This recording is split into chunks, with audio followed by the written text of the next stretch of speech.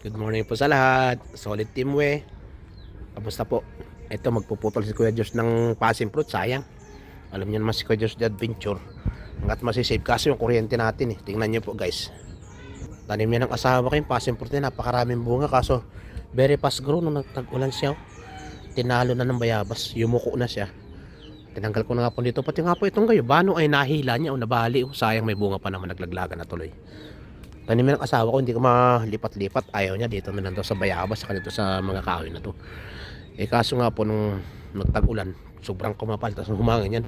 Humapay, ayan po yung linya natin ng kuryente, oh. Maputol, nako. Mahirap yan, baka may kalagyan si Kuya George dyan.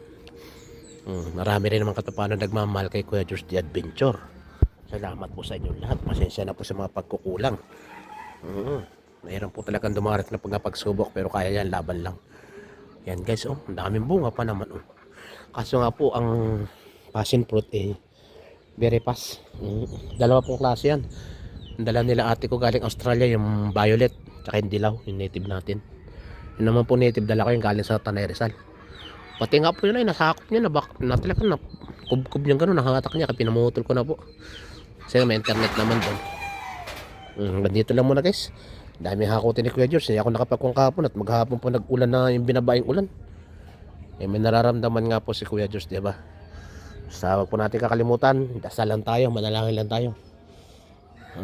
Salamat tayo kay King of King, Lord of Lord. Salamat tayo sa kanya.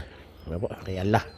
Hanggang dito lang muna guys. At maraming gagawin si Kuya George. Maraming po salamat. Ingat po tayo lahat. Happy Thursday po. Ingat. I love you all guys.